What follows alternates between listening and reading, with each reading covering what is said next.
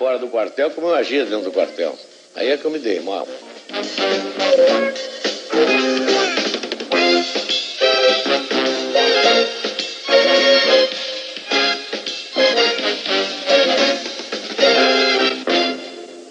No início de agosto do ano passado, quando o presidente teve a primeira crise séria de dores nas costas e foi internado num hospital aqui de Brasília, eu tentei visitá-lo como amigo, mas fui barrado como jornalista.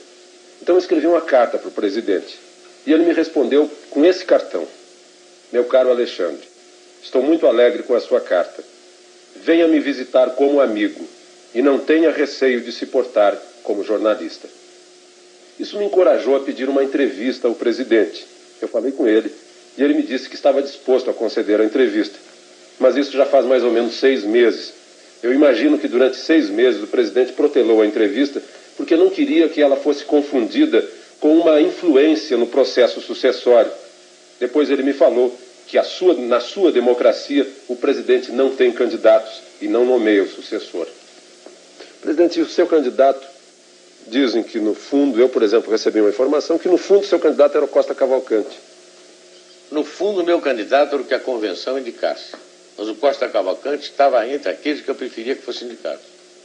Mas o senhor um dia disse para o Armando Falcão que o Aureliano poderia ser o... Disse, uns 2 anos e meio antes da sucessão, ele me perguntou na casa do meu filho e disse: o Aureliano Chaves é um bom candidato. Apenas isso. Disse, seria um bom candidato. O senhor não quis indicar ninguém, não quis ter candidato, fez questão de não ter. Não quis indicar ninguém de propositadamente, porque acho que o presidente não deve indicar ninguém. Mas interpretaram esse seu cruzar de braços diante dos candidatos como que o candidato seria o senhor. Que o senhor seria candidato o senhor mesmo, que o senhor queria reeleição, ou prorrogação, ou mandato tampão. Eu estava muito satisfeito com a presidência da República. Eu desde o começo dizia que não gostava do poder, então diziam, um presidente que não gosta do poder não pode ser presidente. Se eu tivesse dito que gostava do poder, ele é um ambicioso. Mas o fato é que eu não gostava mesmo. E o Maluf, presidente, também. Outra pergunta que fica no ar, que o senhor não teria se importado com a derrota dele, em primeiro lugar. O senhor... Não é que eu não teria me importado com a derrota dele, eu me importei com a derrota do candidato do meu partido. Como era casualmente ele, eu me importei, eu preferia que não... Mas o senhor já disse uma vez, o Maluf não faz meu gênero. Não faz meu gênero. Com muita gente do meu governo também não faz meu gênero. Eu já votei em muita gente que não faz meu gênero. Eu tenho muitos candidatos que absolutamente não eram do meu gênero, mas eram do meu partido. Por exemplo, o senhor tinha um candidato que era seu colega de farda, o Lotte? Fazia meu gênero. Eu não votei nele. Votou no que não fazia seu gênero. Se eu pudesse, teria votado nele. Estava muito mais identificado com o que eu aprendi no Exército com meu pai do que com o que os outros diziam. Quer dizer, conclusão, Maluf não fazia seu gênero, mas o senhor o apoiou até o fim como candidato ao seu partido? Como candidato ao partido. Quando quiseram que eu indicasse um candidato, eu disse, não indico porque não é do temperamento. E mesmo que fosse o meu temperamento, eu não indico porque me tiraram o AI-5. Aliás, eu explicar, o senhor me tirou o AI-5. Mas eu indiquei. O senhor indicou porque tinha o AI-5. Me dá o AI-5, talvez eu indique. Se o senhor tivesse o AI-5, o senhor faria isso? Não. Se o senhor tivesse o AI-5, o que o senhor faria com ele? Com o AI-5? Rasgava. Infelizmente, o galho rasgou antes de mim. Presidente, João Batista de Oliveira Figueiredo, o homem, imaginou algum dia que seria presidente da República? Não, nunca imaginei. O máximo que eu almejei na vida foi chegar a ser um bom oficial de Estado-Maior do Exército. E eu acho que eu consegui. Mas presidência da República nunca me passou pela cabeça. Como é que o senhor soube que seria presidente? Diziam assim que o senhor já sabia muito antes. Foi mesmo no dia que se fala, no dia 27 de dezembro? Foi no dia 27 de dezembro de 1978, na Granja do IP, quando o presidente Geisel me chamou para me comunicar que se tinha fixado no meu nome. E eu, nessa oportunidade, eu disse para ele que eu não seria tão cretino a ponto de dizer a ele que estava sendo surpreendido, porque já mesmo os jornais iam falando no meu nome. E que, portanto, eu estava preparado para um dia ter que responder aquela pergunta. E já que ele estava fazendo aquela pergunta, eu perguntei para ele se era uma ordem ou se era um convite. Ele disse, não, estou lhe consultando. Então, não. Eu não quero. Mas por que não quer? Porque eu me conheço. O senhor não me conhece bem. O senhor serve comigo, mas nós nunca tivemos um contato tão íntimo a ponto do senhor dizer que possa me conhecer bem. Eu me conheço e sei que não sirvo para isso. O meu temperamento e os meus... Se eu consulte meus colegas do Exército, eles todos vão coincidir comigo que eu não sirvo para isso. Depois eu não quero. Ele tornou a insistir e eu pedi a ele 24 horas para ele pensar. No dia seguinte ele voltou para mim, conversamos, e ele disse, não tem jeito, vai ser você mesmo. E o vice foi o senhor que indicou?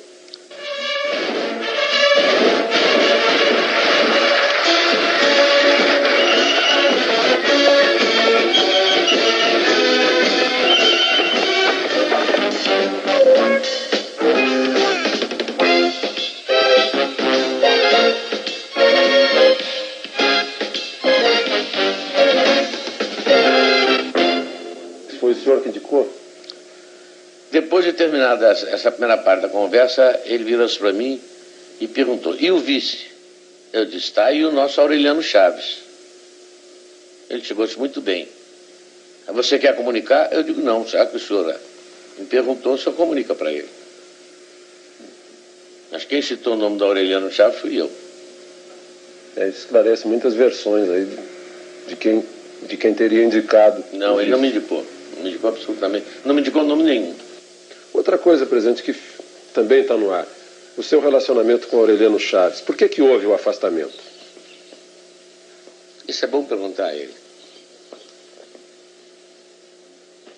Ele saberia responder? Eu acho que sim.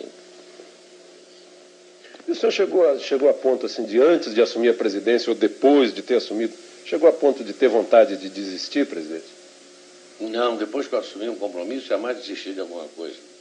Nunca me passou pela cabeça desistir de coisa nenhuma. E até o fim? E até o fim. E a família? A presidência prejudicou a sua família? Prejudicou, porque eu fiquei 17 anos em Brasília, né? Não digo que foi a presidência, mas terem me metido nisso, eu fiquei 17 anos afastado da minha família. Meus filhos no Rio e eu aqui. Prejudicou, não há dúvida que prejudicou. Benéfico não foi. Nenhum membro da minha família saiu ganhando qualquer coisa. Pelo contrário. Só tiveram aborrecimentos, eu também. E nós ficamos afastados deles. Vou amenizar um pouco a conversa. O senhor sabe que sempre há piada a respeito do presidente da República. E dizem que o senhor conhece todas as piadas a seu respeito. Qual é a melhor piada a seu respeito? Não conheço todas as piadas, conheço muitas. A primeira que me contaram foi a do sapato, aquela do Geisel, né? O presidente Geisel, antes de me escolher, foi com um companheiro, mas você vai escolher o Figueiredo? O Figueiredo tem um temperamento meio doido, o Figueiredo é meio maluco.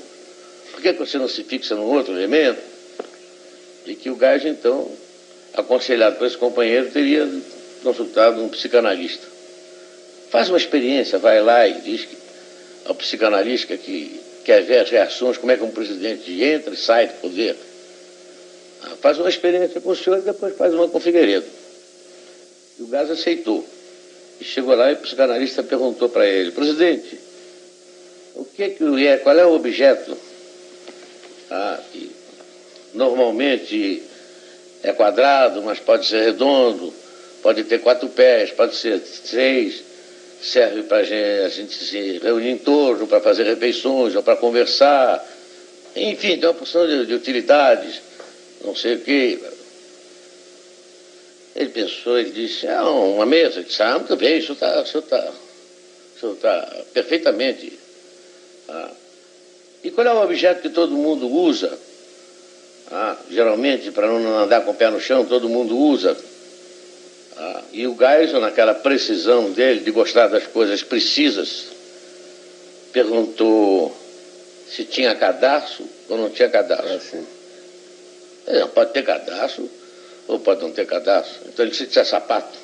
Ele sabe muito bem, o senhor está perfeitamente bem depois de 5 anos de governo. Aí quando eu entrei me fizeram essa pergunta. O Gás me contou. Olha, vão lhe perguntar isso, assim, perguntar isso, assim, assim, vai prevenir. E a primeira pergunta que me fizeram foi essa dos sapatos também.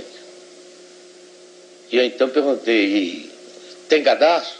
O camarada disse, não pode ter cadastro e não tem cadastro. Então eu disse, então é um mocassim. Se não tem cadastro, é um mocassim. Foi essa a primeira que me contaram. Aliás, eu contei para ele.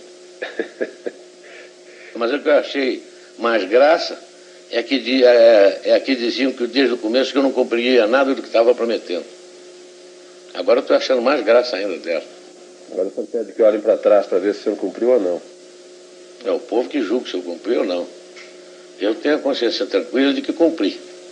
O senhor entrou no mundo político, o senhor saiu do quartel e entrou no mundo político. Isso foi algum choque para o senhor? Foi porque eu pensei que eu pudesse agir fora do quartel como eu agia dentro do quartel. Aí é que eu me dei mal. A massa era completamente diferente. A gente com quem eu ia lidar era completamente diferente. O tipo de reação? No quartel só se falava em cumprir dever, em bandeira, defender o Estado, viva a pátria. Era o dia inteiro isso. E aqui fora só via interesse particular. A última coisa que eu ouvia falar era em Brasil. A ponto de eu perguntar uma vez a um determinado político, e o Brasil? Essa hora, presidente.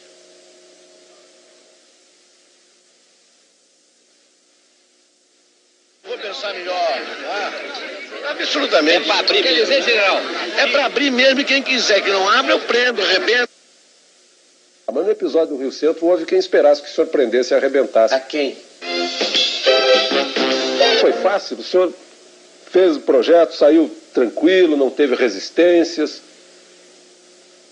Não foi fácil. Só foi fácil por causa da compreensão dos companheiros das Forças Armadas, que apoiaram e acharam que estava na hora da Revolução provar que de fato queria democracia. E nesse aspecto todos me ajudaram. Volta de Brizola foi tratado e foi considerado como palatável. O Brizola? É. O Brizola, desde o começo, quando o repórter me perguntou, eu achei até um desaforo a pergunta que ele me fez. Se o Brizola ganhar, leva? Eu digo, estou aqui brincando de eleição, menino.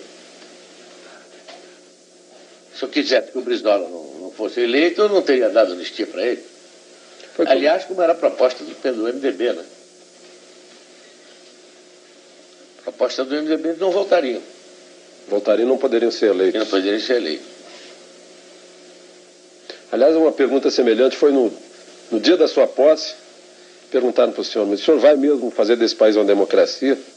E eu brincando disse, eu prendo, arrebento, não sei o que lá. Está aí o presidente que nós elegemos, prende e arrebente. Mas o senhor disse prendo e arrebento. E no episódio do Rio Centro, o senhor, enfim, o senhor fez essa democracia, está aí, chegamos à eleição, o senhor não precisou prender nem arrebentar. Mas no episódio do Rio Centro houve quem esperasse que o senhor prendesse e arrebentasse. A quem? Aos autores. Mas quais foram os autores? A justiça me disse quais foram os autores? O senhor não... Eu estava sob um regime constitucional, não tinha AI-5 na mão. Fiquei esperando que a justiça falasse. Sem o AI-5... Se eu passasse por cima da justiça, aí sim, poderiam dizer que era um regime discricionário.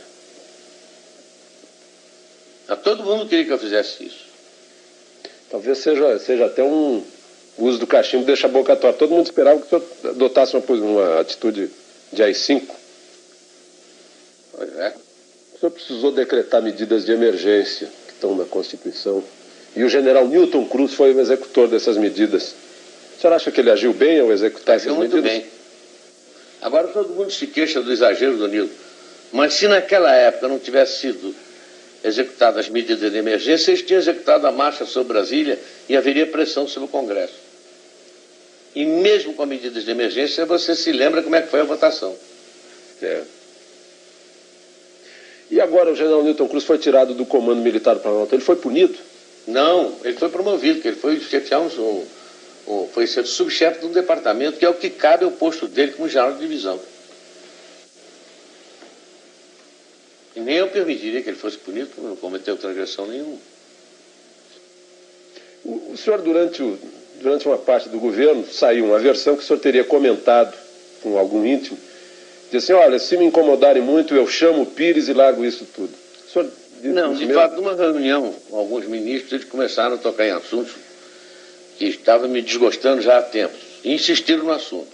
E eu, brincando com eles, disse, olha, se insistirem nesse assunto, eu chamo o Pires e vou embora. E eles caíram na gargalhada. Mas isso foi em ar de brincadeira. E foi uma vez só. E aí generalizou-se de que eu chamaria o Pires. Mesmo porque não caberia chamar o Pires. Se eu tivesse que ir embora, teria quem chamar. A Constituição diz quem é que teria que ser chamado. Vice-presidente. Agora, foi uma brincadeira minha. Presidente, por falar em chamar o Pires, a Veja publicou na outra semana uma versão de que no segundo semestre do ano passado teria estado na iminência de haver um golpe militar. O senhor leu essa versão? O que o senhor acha? Li, depois me chamaram a atenção e achei muita graça.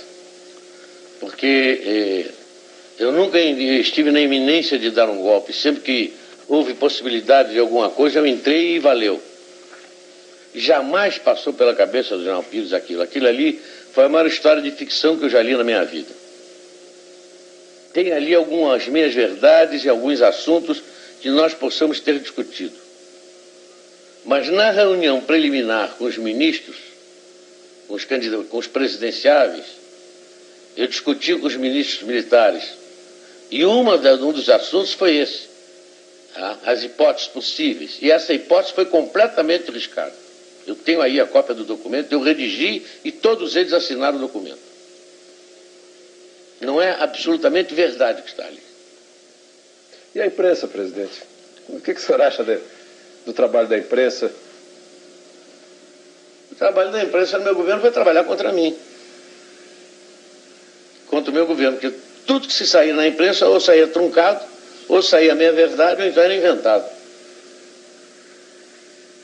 A ponto de um dia eu chamar um determinado editor que foi lá me pedir um determinado dinheiro para a revista dele, para o jornal dele, eu peguei assim um número e disse assim, olha, só nessa reportagem tem 11 mentiras. 11 mentiras que eu constato que foram comigo. Por exemplo, quando saem versões de conversas aqui de dentro, o senhor se encontra com um político, sai versão de conversa. Algumas vezes os políticos ouvem, estão aqui em casa, ouvem e contam.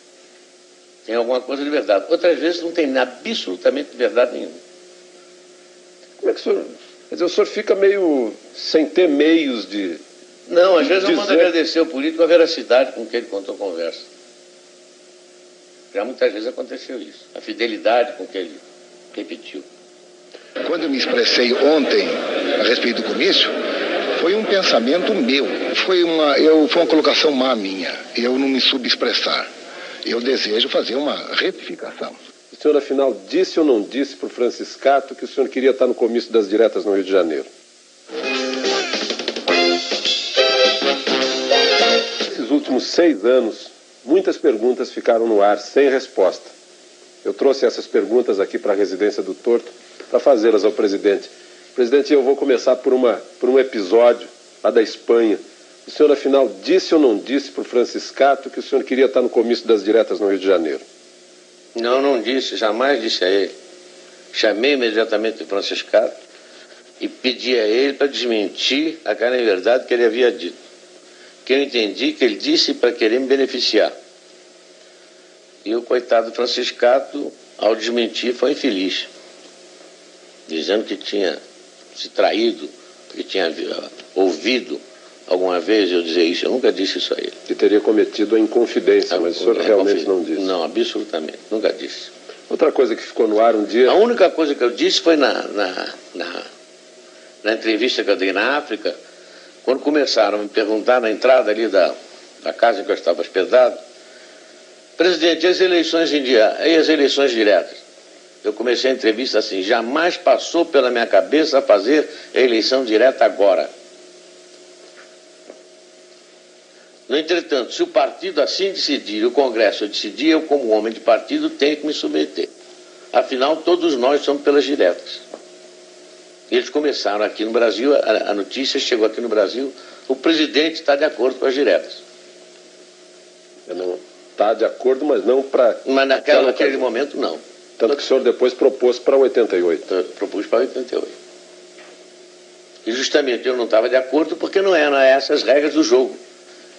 E toda a imprensa brasileira acusava o regime de estar sempre mudando as regras do jogo. Então vamos com elas até o fim.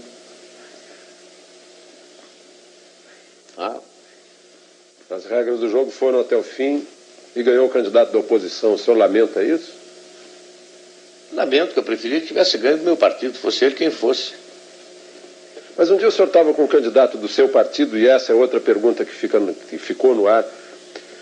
O senhor estava com Paulo Maluf no seu gabinete e os fotógrafos contam que ouviram Maluf dizendo: sorria, presidente. E o senhor teria respondido para o Maluf: eu não sorrio, a casa é minha, aqui eu faço a cara que eu quiser. É que eles ouviram mal, então deturparam o que eu disse.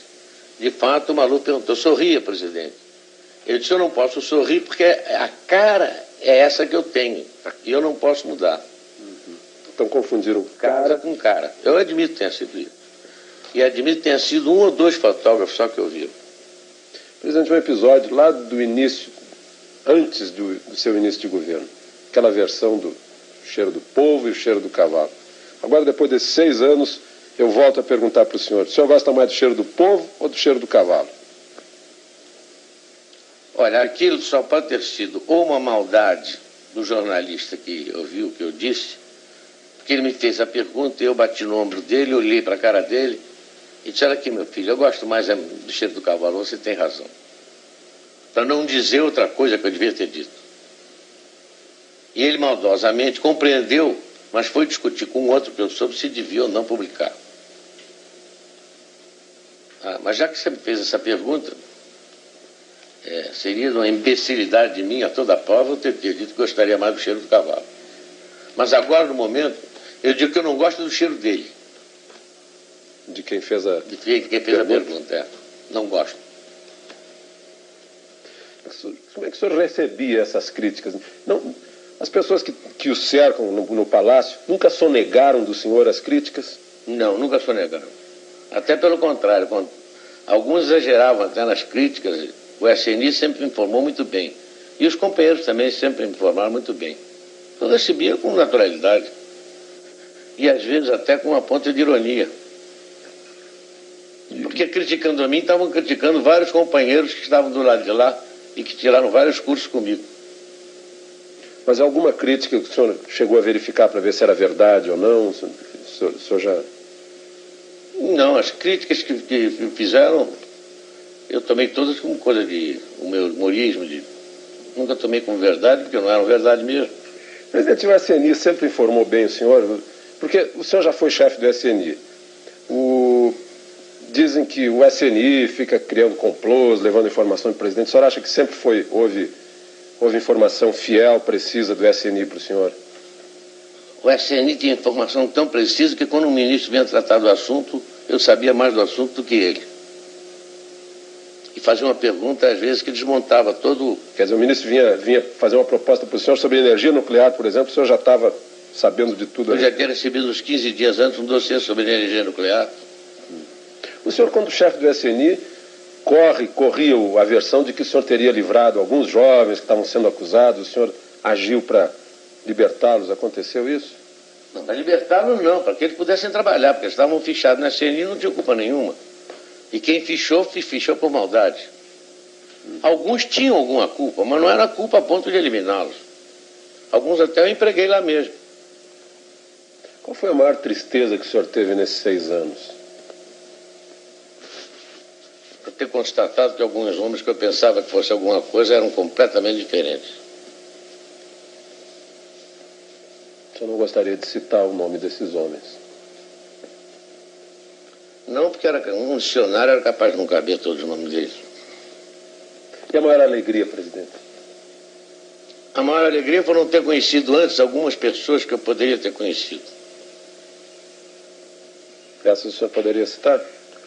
E ter conversado com o presidente Geisel depois de tanto tempo, em que diziam que nós estávamos brigados, em que eu convidei para almoçar e ele veio e conversamos durante 3 horas. Faz um mês isso, mais ou menos? Faz mais tempo. Qual foi o tema da conversa, presidente? Foi a sucessão presidencial. Porque eu senti que ele tinha uma opinião e eu tinha outra. Mas saímos bons amigos. Ele do lado de lá e eu do lado de cá. Continua a relação? Eu espero que sim. Eu não tenho nada contra ele, gosto muito dele. O senhor me contou sobre o Darcy Jardim de Matos.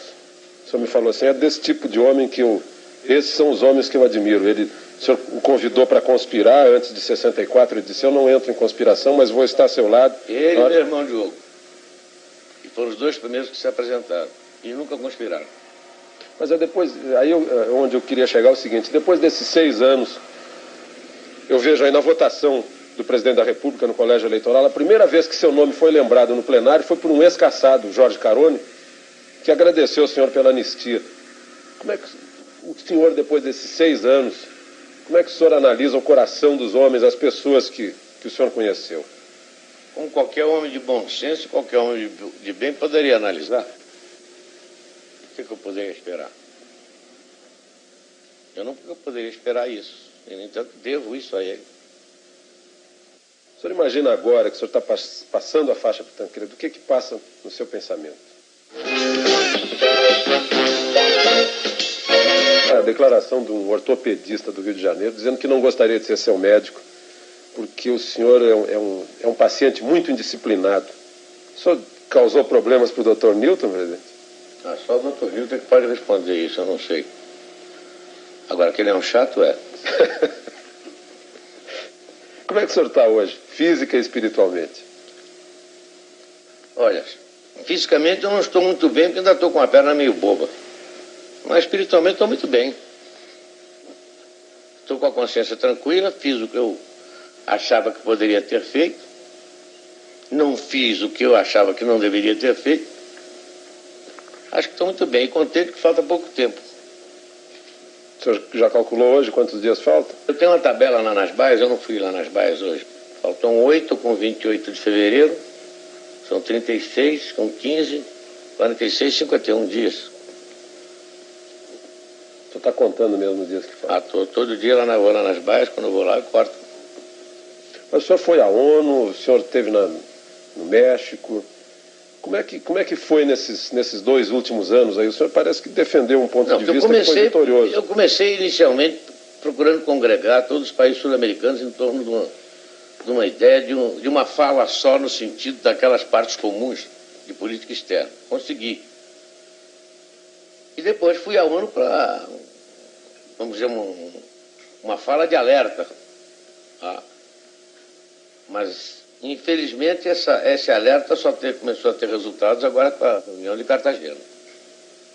Quando eu senti que, de fato, os países desenvolvidos começaram a se preocupar. Mas, nesse ponto, o doutor Tancredo Neves tem razão. Dinheiro se paga com dinheiro. Então, ele tem que arranjar dinheiro para pagar. O senhor sempre pagou a dívida com dinheiro? Sempre paguei dívida com dinheiro. Não paguei com a miséria do povo, não paguei com dinheiro mesmo.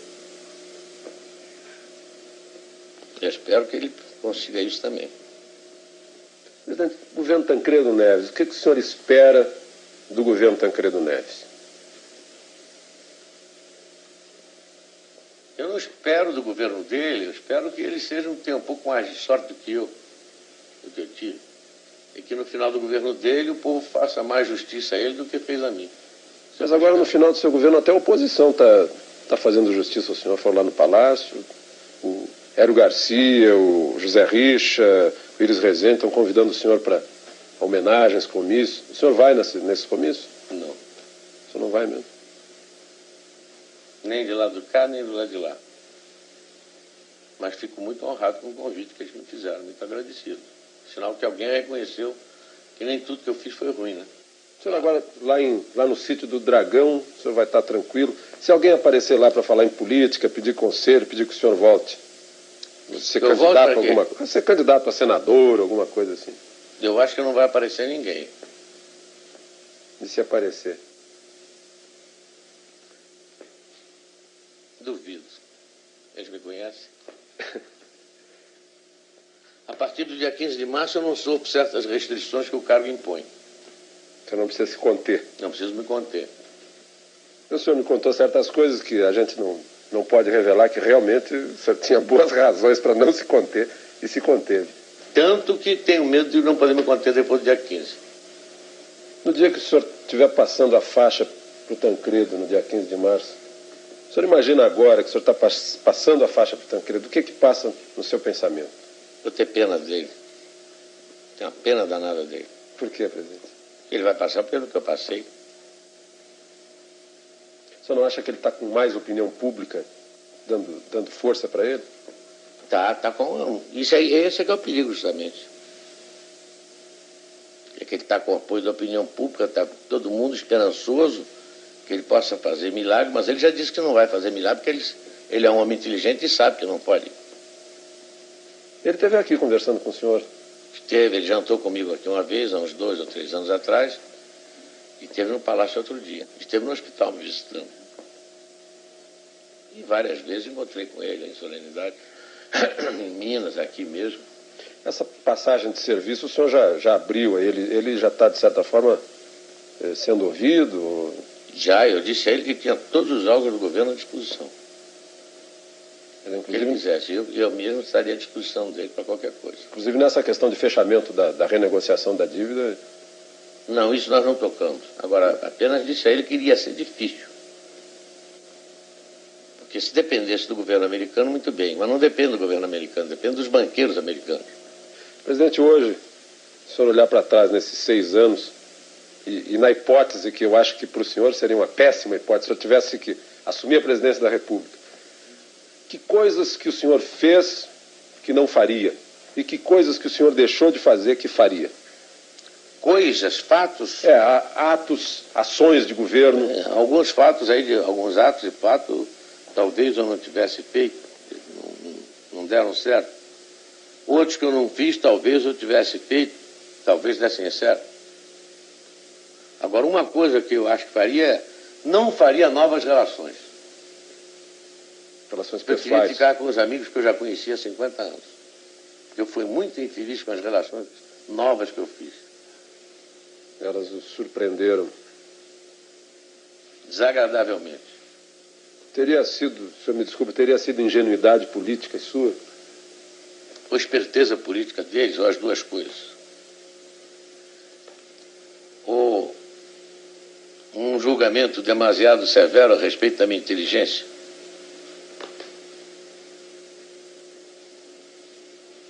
O senhor ficou muito magoado com isso, né? Com alguns enganos a respeito de pessoas que o senhor teve ao longo desses anos.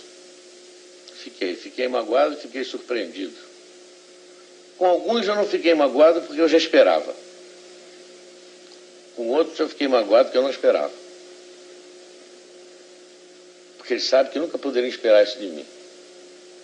E a prova disso é que até hoje tentam falar comigo. Presidente, agora, deixando de lado os políticos, e a gente imaginando que aqui essa câmera está registrando a entrada do senhor na casa do brasileiro médio, do povo, do povão, o que o senhor diria agora para o povão que está vendo o senhor aí, nesse momento que o senhor está deixando a presidência da República? Bom, o povão que poderá me escutar será talvez os 70% dos brasileiros que estão apoiando o Tancredo. Então, desejar que eles tenham razão e que o doutor Tancredo consiga fazer um governo bom para eles. E que eles o doutor Tancredo consiga dar a eles o que eu não consegui. E desejar felicidade para eles. E que me esqueçam. Aliás, eu pedi isso desde o começo. Se lembra? Mas eu acho que eu tenho a impressão que a história não vai esquecer certas coisas, presidente. Anistia, por exemplo, em primeiro lugar, e acesso à democracia que está aí. Pode ser que eu não esqueça, mas eu preferia que esquecesse. Para o senhor viver tranquilo lá no sítio do Dragão. E que não me venham conversar mais sobre política. Que aí eu abro o meu arquivo. O senhor tem cartas e papéis guardados? Muitos. Bom, presidente, muito obrigado ao senhor. Obrigado. Obrigado a você também. E obrigado a vocês.